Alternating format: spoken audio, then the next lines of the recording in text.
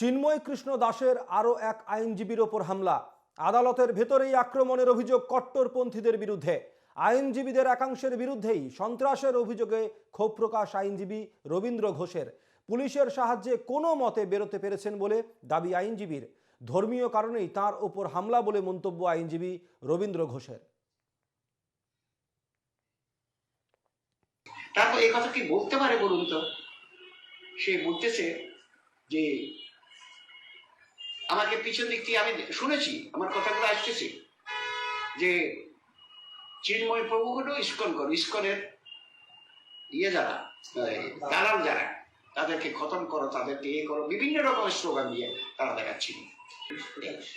Police প্রশাসন আমাদেরকে যথেষ্ট সাহায্য করেছে। আজকে ওদের পুলিশ প্রোটেকশনে আমি বেরিয়ে আসতে পেরেছি।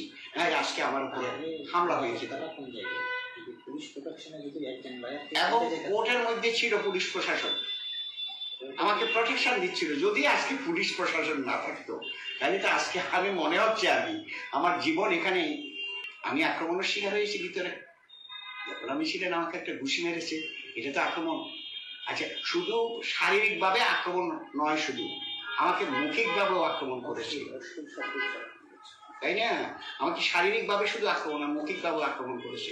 Is it due to religious faith? আমি বলবো এটা আমার ধর্মীয় কারণে এই হামলাটা হচ্ছে।